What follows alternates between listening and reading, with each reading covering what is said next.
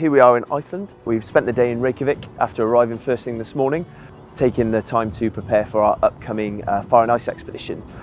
The team are arriving first thing in the morning, so we spent the day with our local agent, gathering provisions, talking through the safety plan, logistics plan. We also checked out some weather forecasts. So far for the first half of the week, it's looking really good. It's Iceland, so the weather changes every 5 minutes or so, so we'll take it as it comes and just generally have a really good week in the mountains.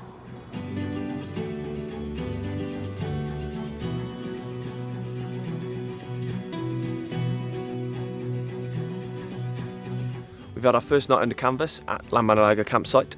It was a real chilly one, dropped definitely into the minuses. We were lucky enough at about midnight last night, we stayed up late and we saw a little glimmer of the Northern Lights, which was pretty special. Everyone is in super good spirits and I think looking forward to doing the first day, 24 kilometres to Álftavatn.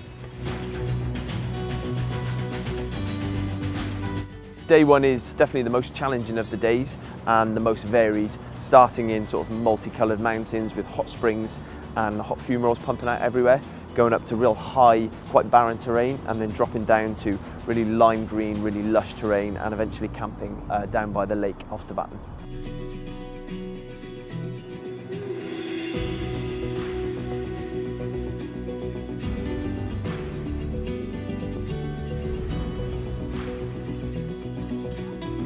Day two, not quite so challenging, but extremely interesting that we start the day with about 2 or 3 really good river crossings.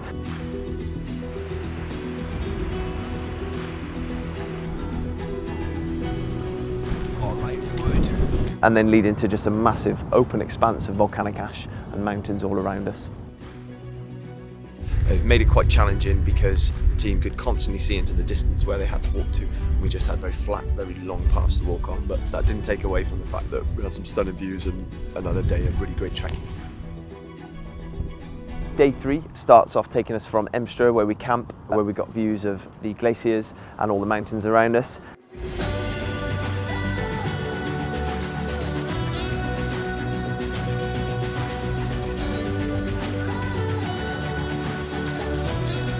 Final day of the trek, and the team have just reached this high point where they've got their first view of the end point for the Laugavegur trail, the Thorsmork Valley. We're sat at the foot of Eyjafjallajökull, the famous volcano that erupted back in 2011.